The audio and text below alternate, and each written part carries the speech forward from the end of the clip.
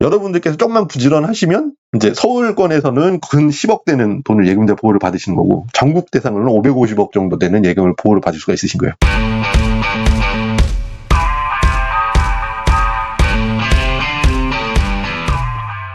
자, 반갑습니다.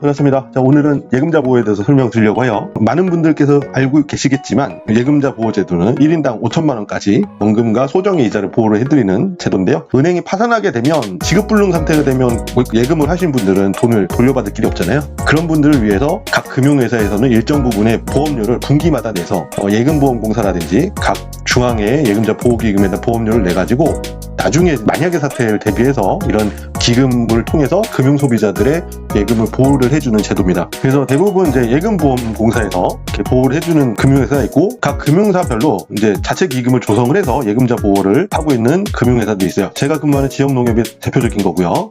그다음에 이렇게 정부 보증을 해주는 예금자 보호도 있습니다. 요거는 대표적인 우체국이죠. 특징을 보면 예금보험공사 같은 경우는 1금융권이라든지 저축은행, 그다음에 이제 증권사, 보험사, 대표적으로 이제 예금보험공사에서 이제 예금자 보호를 해주고 있고, 금융사 자체적으로 중앙에 안에다가 이제 예금자 보호 기금을 만들어서 예금자 보호를 해주는 금융회사는 농협하고 새마을금고, 그다음에 수협, 시협 이렇게 있겠습니다. 그다음에 이제 요거는 우체국 같은 경우는 예금자 보호를 해주는데 법령상 거기에는 예금자 보호 한도를 지정해놓지 않고 있어요. 그래서 얼마 전에 새마을금고에서 이제 예금 인출 사태가 일어났었잖아요. 그때 이제 우체국에서 크게 현수막 붙여놓은 걸 보신 분들이 계실지 모르겠는데, 우체국은 예금자 보호 한도가 없습니다 이렇게 해서 광고를 많이 했던 기억이 있습니다. 그래서 각각 이렇게 장단점이 있는데, 저는 지역농협에 근무하다 보니까 지역농협을 이용하면 최대로 555억까지 예금자 보호를 받을 수 있다는 내용을 한번 오늘 설명을 드리려고 이 영상을 찍었어요. 자, 이걸 보면은 지금 예금자 보호 한도를 상향을 해야 된다, 아니다 그냥 유지하자, 이런 의견들이 지금 정치권에서 이제 서로 불을 붙었습니다. 근데 찬성하는 입장 같은 경우는 어떤 입장이냐면, 여기 보시면 은행 수익 사상 최대, 보험료 부담 크다고 보기 어렵다. 그러니까 너네들 1억으로 한도 올린다고 해서 보험료 더 낸다고 해가지고 수익에 영향 가는 거 아니니까 소비자 보호를 위해서라도 예금자 보호 한도를 올리는 게 맞다. 이게 대전제예요, 찬성하는 쪽은. 근데 반대하는 쪽은 뭐냐면, 이제 한도 상향 시 효과에 비해서 저축은행 등 이금융권 부담만 는다. 그 다음에 이제 고액자산가 아니면 큰 효용이 없다. 이렇게 주장을 하고 있기 때문에 되려 괜히 한도 상향해가지고 금융권이 예금자 보호 때문에 보험료만 더 올리게 되면 그게 이제 경영의 악화라든지 아니면 소비자들한테 대출이자 증가가 되는 데 전가가 된다고 이렇게 걱정을 하시는 게 반대쪽 입장이에요. 찬성하시는 분들이 가장 많이 쓰는 이 표인데, 서울신문에서 이렇게 이미지를 만들어 놨더라고요. 한국은 지금 5천만 원이다. 그 대신에 GDP 대비해서 지금 1.2배만 보호하고 있는 수준인데, 미국은 여기 보면 3억 3천, GDP 대비해서 3배 정도를 보장을 해주고 있고, 영국은 2.2배, 그래서 1억 4,500, 한 1억 5천 정도 보호를 해주고 있고, 일본도 우리나라가 가장 많이 쫓아하는 일본이죠. 지금 8,900만 원 정도인데 여기도 GDP 대비해서 2배 정도 보장을 해준다. 그러니까 최소한 우리나라도 GDP 대비해서 2배는 보장을 해줘야 되지 않겠느냐. 그렇게 해서 지금 예금자 보호 한도를 1억으로 올리자. 1억으로 이렇게 얘기를 하고 있는 거죠. 이게 이제 찬성하는 분들의 이제 이유입니다. 이게 선진국들을 이렇게 이유를 대시는 거죠. 이제 반대하시는 분들은 이 표를 보면 좀 이해를 하기가 좀 쉬워요. 예금자 보호를 한도를 1억을 늘린들 지금 보면 금융업종별로 예금자 보호 한도 내 예금자의 비중이 지금 여기 보면 90%를 한참 넘었다는 거, 까마득히 넘었다는 거죠. 은행 같은 경우는 거의 98% 예금자 보호를 하고 있다. 그러니까 지금 1억으로 올려도 2%나 3% 정도 되시는 분들만 혜택을 보는 건데, 못하러 금융기관한테 지금 잠깐 비용을 쓰라고 하느냐, 그거 아껴가지고 걔네들 수지 개선에 이바지 하든지 아니면은 이제 대출이자 조금 내리라고 하는 게 낫지, 이거를 왜 자꾸 걔네들 경영하기 어렵게 이렇게 자꾸 이렇게 예금자 보호 한도를 올리느냐, 이렇게 주장을 하시는 거죠. 근데 이게 예금자 보호 한도가요, 얼마 전에 지금 국민의힘이죠, 지금 여당 쪽 공약사항이었거든요. 근데 2주 전에 지금 더불어민주당 이재명 대표가 예금자 보호 한도 1억 원 상향 신속히 추진할 것, 이렇게 기사가 났습니다. 그래서 지금 국민의힘은 뭐라 그럴까요?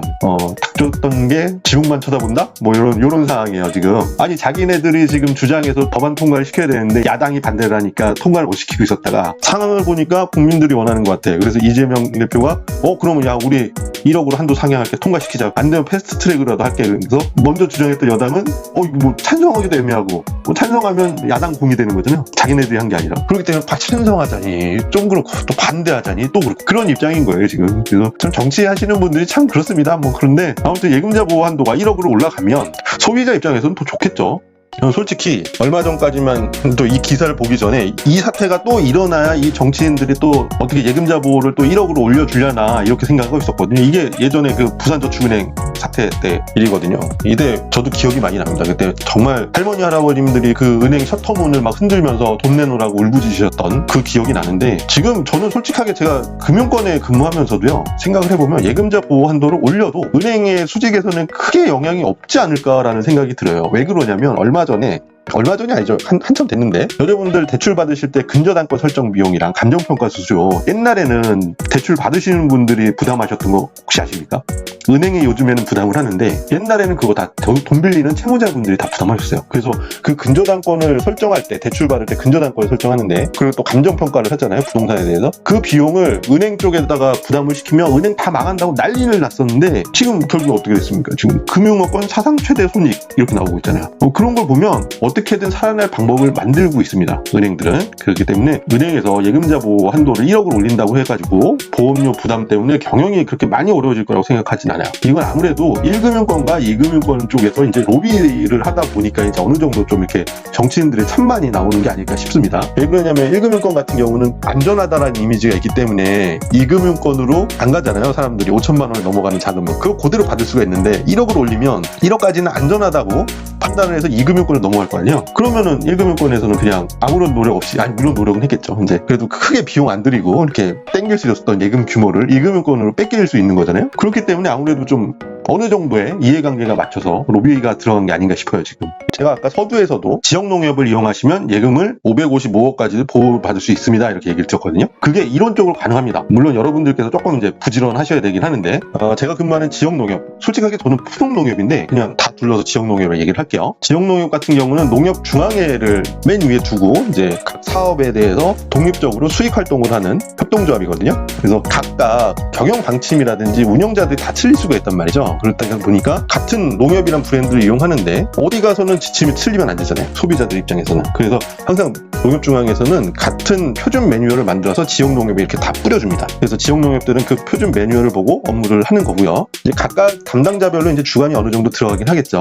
그래서 농협중앙회에도 그 각 지역농협에 신용사업을 하는 데에 대해서 이제 예금자 보호를 해드려야 되기 때문에 농협상호금융 예금자 보호기금이라는 부처를 만들게 됩니다. 그래서 여기서 각 농협별로 보험료를 받아서 이제 여러분들께서 저희 농협에다가 예금을 해주시면 이제 5천만 원씩 이렇게 보호를 해드리는 거죠. 이렇게 네이버에다가 농협상호금융 예금자 보호기금 이렇게 검색하면은 사이트에 접속할 수가 있어요. 농협상호금융 예금자 보호기금 적립률을 이제 보면, 이게 농민신문사 자료입니다. 보면은 기금 적립률이 이제 예금자 보호기금 적립액을 보호 대상 예금으로 나눈 퍼센테이지인데, 농축협, 그러니까 지역농협이죠, 1.39%, 그러니까 1.4%가 되는 거고, 은행은 0.63, 금융투자 이제 증권 쪽이죠, 0.5%, 그다음에 보험은 0.85, 저축은행은 배력 감소를 한 수치인 거죠. 농협 상호금융 예금자 보호기금은 다른 금융회사에 비해서 기금 적립 금액이 상대적으로 좀 크다, 적립률이 상대적으로 크다, 이런 걸 좀 볼 수가 있으세요. 그래서 이 예금자 보호기금을 적립을 해가지고요, 여기 보면은 23년 2월 28일 기준이야. 보면은 총 기금 조성액은 6조 7천억 정도 되죠. 근데 여기서 기금잔의 5조는 금융소비자들 예금자 보호를 위해서 이제 갖고 있는 돈이고, 나머지 1조 5천억은 이제 경영을 하다 보면 이제 부실이 되는 이제 농축협이 가끔가다 있습니다.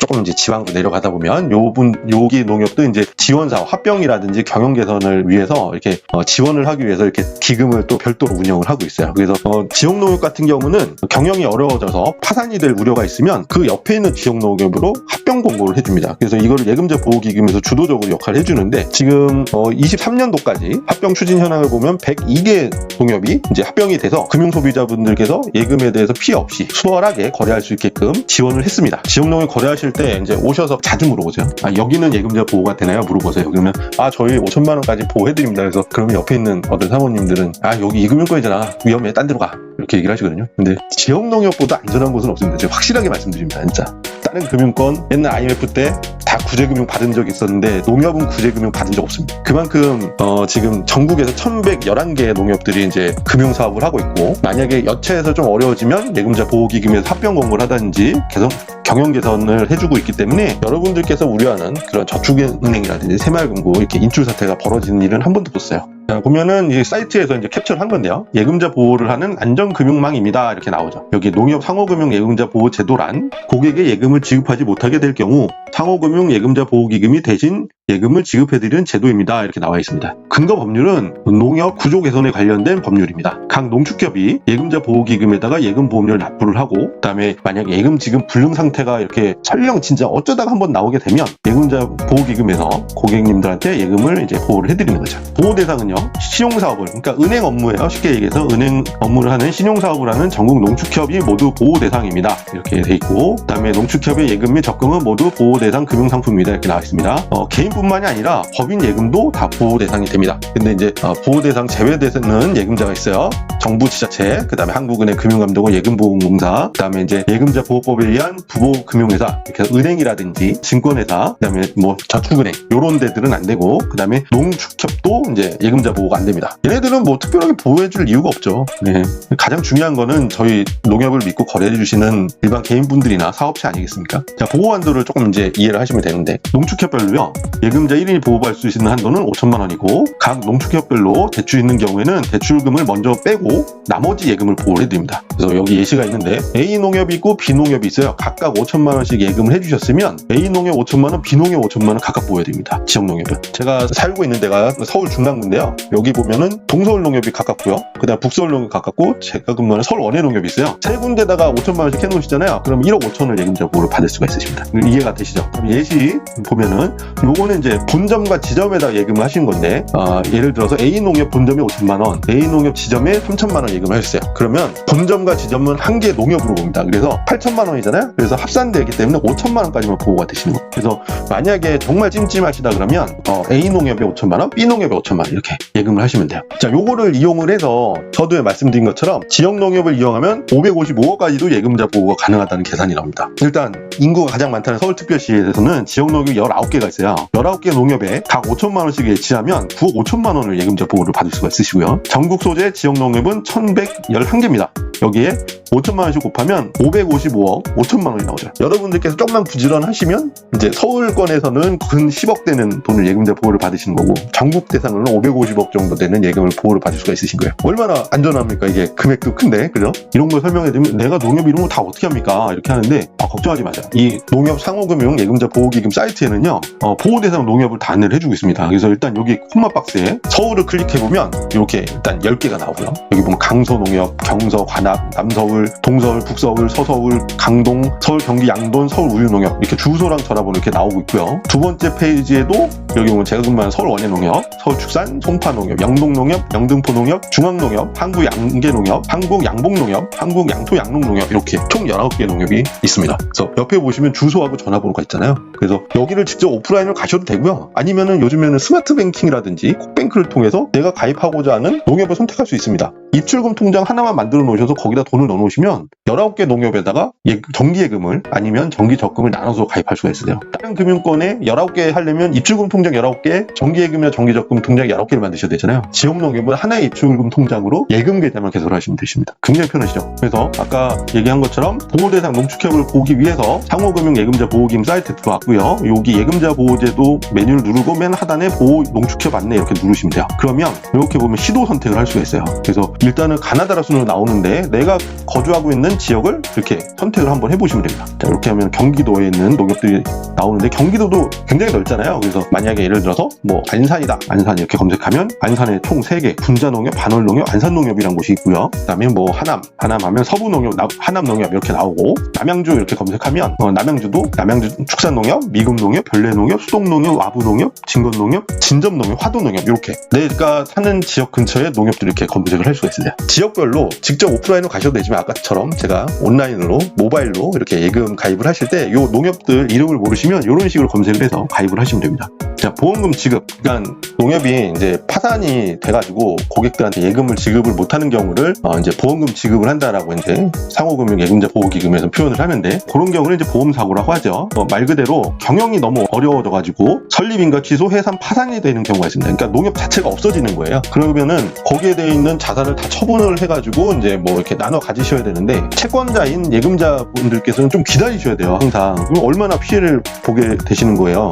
그렇기 때문에 이럴 때는 신속하게 예금자 보호기금에서 투입이 돼서 한 조금 시간이 걸리십니다. 한 달에서 2달 정도 이 정도 소요돼가지고 1인당 5천만 원까지 이렇게 보호를 해드리고 있어요. 아까도 말씀드렸다시피 지역농협회 같은 경우는 계약 이전이라든지 합병을 통해서 여러분들께서 이런 기간의 소요 없이 바로 거래할 수 있게끔 전액 보호받게끔 하고 있으니까요. 지역농협 같은 경우에 거래하실 때 너무 걱정 안 하셔도 상관없을 것 같습니다. 자, 어떠십니까? 오늘은 제가 좀 영상을 보신 분들이 좀 과장됐다고 얘기하시겠지만 제가 현업에 있다 보면은 제가 근무한 데가 은행사거리 근처거든요. 거기에 은행들이 많은데 각 은행권별로 다니시면서 예금을 5천만 원씩 또는 세금 우대가 적용이 가능하신 한도인 3천만 원씩 이렇게 쪼개서 예금하신 분들이 어마어마하게 많으세요. 그래서 저희도 계좌를 이렇게 쫙 리스트를 뽑아보면 5천만 원 한도로 예금하신 분들이 거의 대부분이십니다. 그만큼 예금자 보호가 되는지에 대해서 관심이 많다는 증거고요. 근데 이제 아무래도 이 금융권 저 금융권 막 이렇게 다니시다 보면 계좌가 있는지 없는지도 헷갈리고 막 이러시기 때문에 농협이라는 브랜드 하나를 이용해서 이렇게 서울에는 19개소 아니면은 전국 소재 1100개 정도의 농협을 이용해서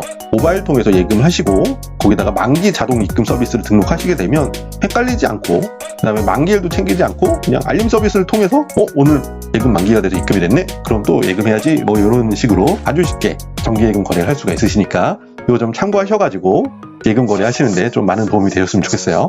제 영상이 도움이 되셨다면 구독, 좋아요, 알림 서비스 꼭 좀 부탁드리겠습니다. 그럼 다음 영상 때 뵙겠습니다. 감사합니다.